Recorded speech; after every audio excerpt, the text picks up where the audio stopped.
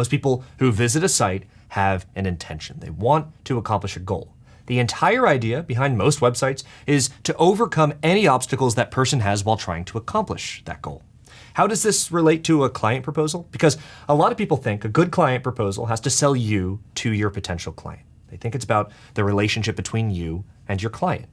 A good client proposal has, at best, not very much, in fact, almost nothing at all, to do with identifying your obstacles. There's a third party that's far more important and far more interesting than you or your potential client. That's because the most important variable in all of this is your potential client's client. And identifying those obstacles, that's where things start to get interesting. Now, previously we talked about inbound and outbound marketing for your freelancing business. This video is specifically an example that involves taking a deeper dive into creating a real-world proposal as a form of outbound marketing to get clients for is an awful sentence. We'll have to rewrite and say differently because it has two gerunds, an awkward adverb. On the script here, there's what looks like an M- when it should be a hyphen. It's in papyrus when it should be curry or new. But here's the point. We're going to move forward as if this proposal research is all we have. We'll make sure this works for us even if we don't have an extensive portfolio or any portfolio at all. Now, in this video, we're going to look at a format, a template, guideline. There's probably a better word. This format can be applied to anything. So we're going to apply it to almost everything. And we'll do not one, but 5 exercises. We'll analyze 5 different potential clients, one for a doctor's office, another for a Los Angeles-based film and television producer.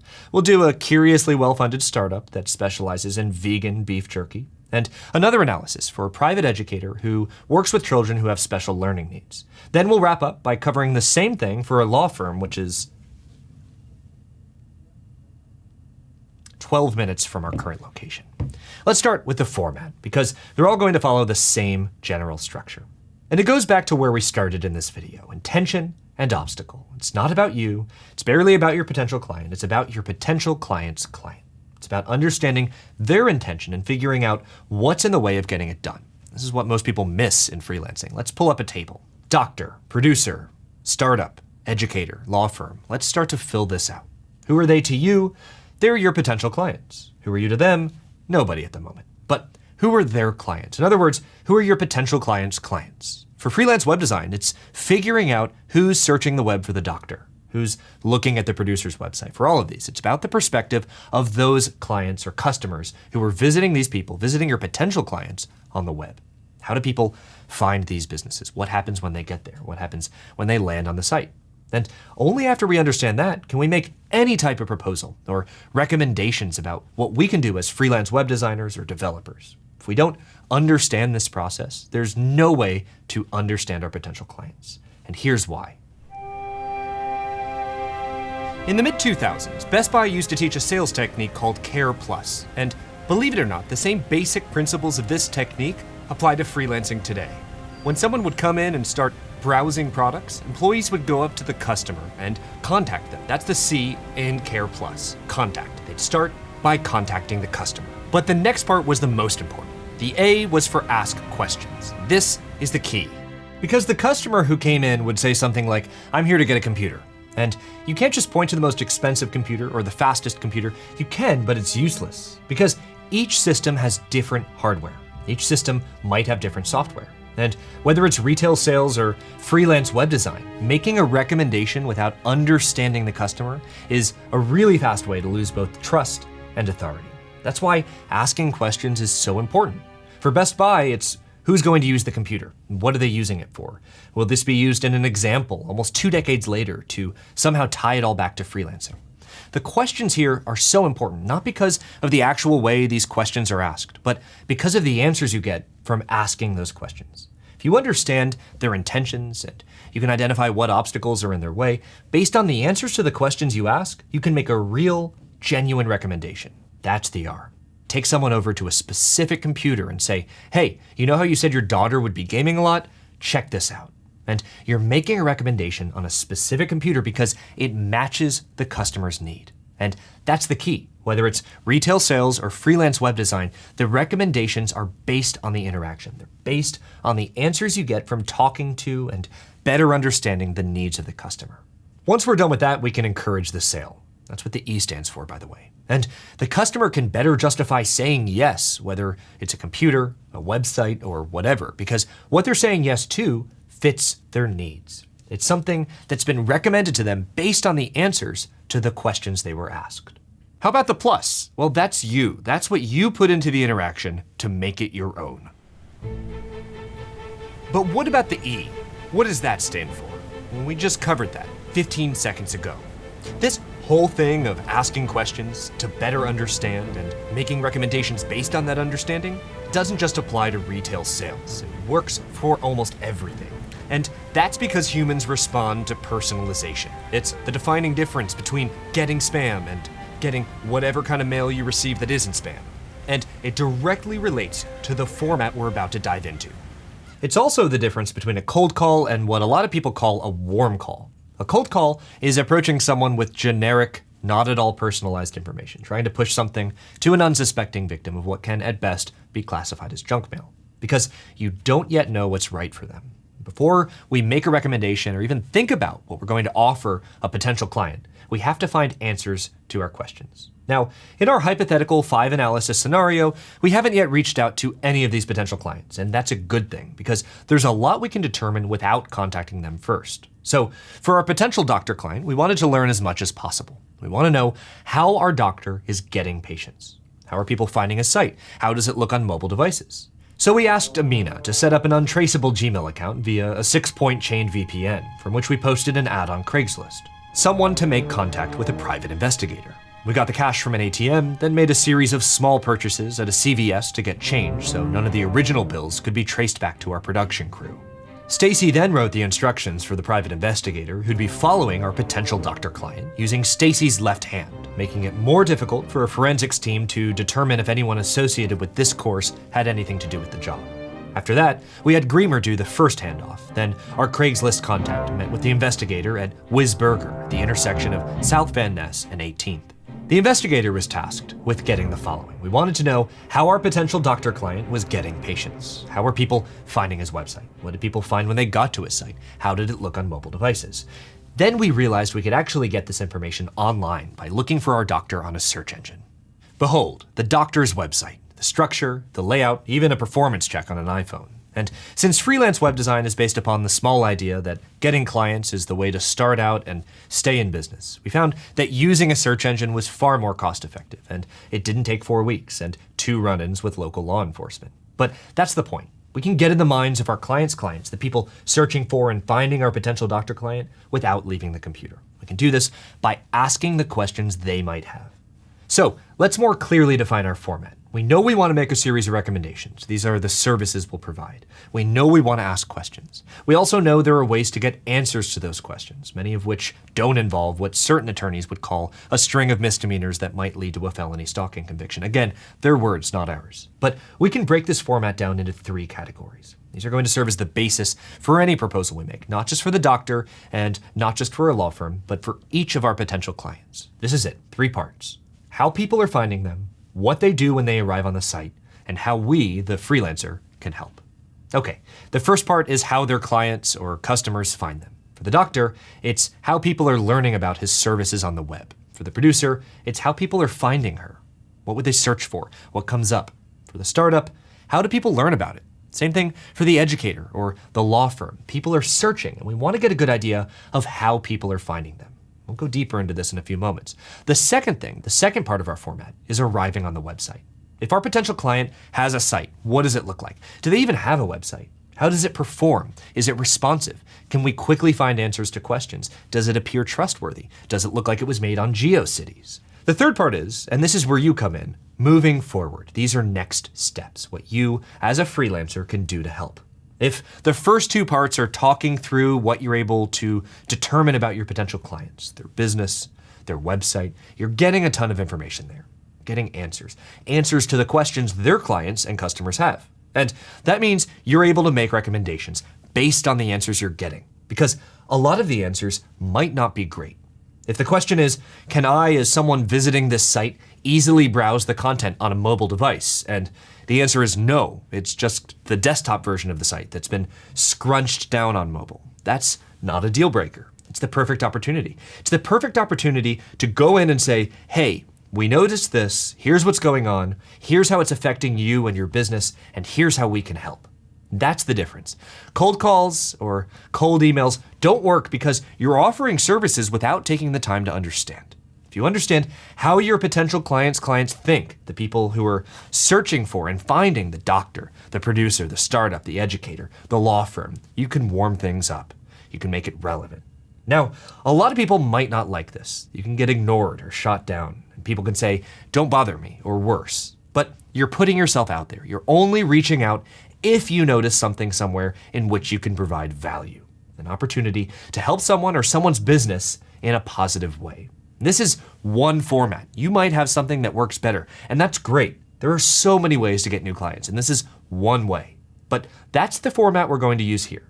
Communicate how people are finding them, what they're doing and how they might be interacting with their site, and how they can work with you to move forward, how you can help.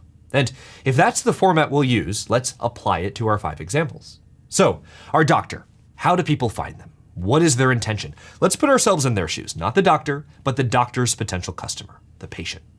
Chances are, people who come across Dr. Wesley's site usually do so for one of 2 reasons. One, they heard about him somewhere else and either go to his site directly or they type his name into a search. Or 2, they find him by searching without hearing about him first. That's it.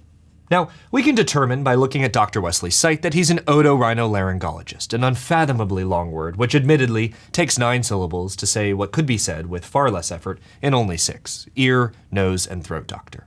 But why is that important? Because we can see what his specialties are. Sometimes people search for otorhinolaryngologist. Probably not. But they might search for ear, nose, and throat doctor in Jacksonville. And Dr. Wesley appears right here as a search result. But what happens when we search for one of his specialties? Sometimes people search by specialty, or even the problem they're having. Sleep apnea doctor, or sinus specialist. They're actively looking for this. That's their intention. And when we search for these, he's not coming up. That's a huge obstacle. Now, this is hardly scientific, and we never want to present it to a potential client as if it was. Search results can vary based on location, your search history, and about a billion other factors, but it gives us a pretty good idea. Plus, search engines too care about trust and authority when it comes to providing users with relevant results. And from that, we can make some guesses about why. Sometimes it takes some digging. On Dr. Wesley's site, he literally brands himself as an expert in sleep apnea and sinus conditions. But this one-page site really doesn't talk about that. It's not listed in plain text, and the only place we see it is in the logo itself. That's just a rasterized image, and that means it's likely that the content inside isn't getting indexed. It's not getting picked up by search engines. What about mobile? How does the site look on a phone? Well, it looks like the same site, but it's basically the desktop version of the site scrunched down to fit a smaller display. In other words, it's not responding to the size of the device, and that's a pretty poor experience for someone landing on Dr. Wesley's website if they're doing so from a mobile device. But that's already a huge discovery. Sometimes it's not that straightforward and we have to do some more digging, but just by visiting his site and doing a couple searches, we already have some really good answers. Those questions that Dr. Wesley's potential patients might have, they can be as simple as that Google search. That's number 1. When they get to the site, or if they get to a site, there's not much there to read about. Think about that. You're looking for a sinus specialist, and there's not really any information there. Imagine how much more confident you'd feel, and imagine how much better Dr. Wesley could rank in search results if he had dedicated pages on his site for each of his specialties, for people dealing with sleep apnea, allergies and sinuses, thyroid, whatever he's trying to do, whatever those specialties are. Earlier in the course, we covered trust and authority, 2 things any freelancer's portfolio needs to communicate. Most certainly, people want that from doctors too. They want to trust the doctor and know that they're an authority in that specialty. That's number 2. And how can we help? As a freelance web designer, what can we do? Well, now that we understand the problem, or at least we have an idea, we can make recommendations based on our understanding. We did our unscientific but understandably revealing search for sleep apnea doctor, and nothing about him came up on page 1, page 2, page 3, or page 11, we have a pretty strong hunch that creating more detailed content about sleep apnea on a website that currently doesn't, outside of the logo itself, come close to mentioning anything related to sleep apnea, we have a pretty strong hunch that adding that content could dramatically improve search performance. And it can dramatically improve the experience of someone coming to and wanting to learn from his website. That's something to communicate. We can help there. We also know the site isn't responsive. When someone visits on a mobile device, it's like printing the Magna Carta on a postage stamp and asking Reamer to read it from across the room. That's another place we can add value. We can build a fully responsive site that works on all devices, not just desktop and laptop computers. Not only can that improve search performance, but it's a much better user experience. So if that's a quick overview of what we can find out about our doctor, what about our producer? We'll take the same basic approach here. Start not with the producer herself, but with the people who are going to be looking her up. Put yourself in their shoes. We can do the same thing we did before with Google searches, but that might not be the most common way that Fran plans to get contacted. In fact, we know this because in this hypothetical and not at all real scenario, Fran gave us her business card. We can infer from that interaction that she gives out her business card a lot. So how do people find Fran? Based on the business card, they can just search for her name plus the word producer, or they can type the URL directly into the browser. Same thing here on her site. What do we see on the page? Just as importantly, what would people visiting her site want to see on the page? There's no real info on this site, which could be okay, but it's also a big opportunity. If we're thinking like others who also received business cards, there's probably a bit of confusion. Why would a website we found on a business card and typed into our browser contain the exact information that's on the business card? For a film and television producer, we can take a leap and imagine people might want to see examples of the work she's done, or at least a summary of the work she's done.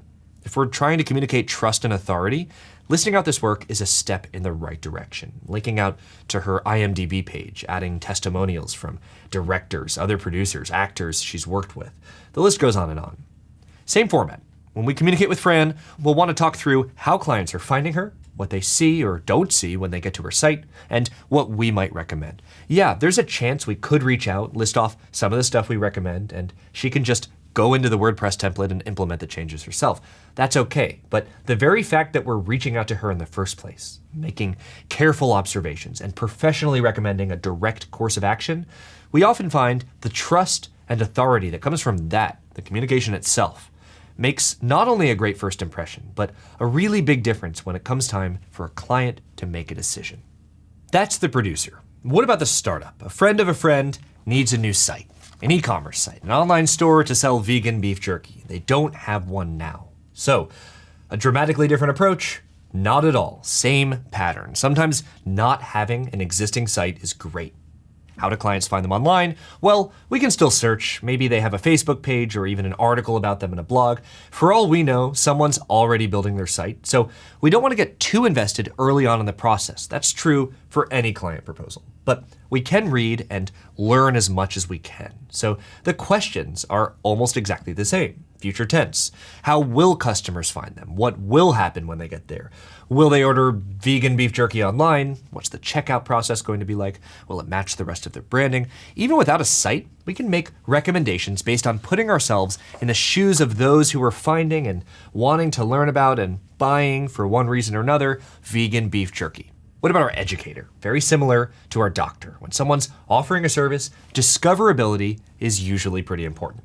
How is the educator being found? What are people searching for? If they already have a site, what is it like? What subjects or focus areas does the educator specialize in? In other words, what do they teach? And we see here that the educator specializes in working with students who struggle with reading comprehension. She also works with kids who are in remedial math classes. She has a bunch of amazing areas in which she specializes, but they're only listed in bullets. So what happens when we search? Just like a potential student or the parent of a student might perform a search.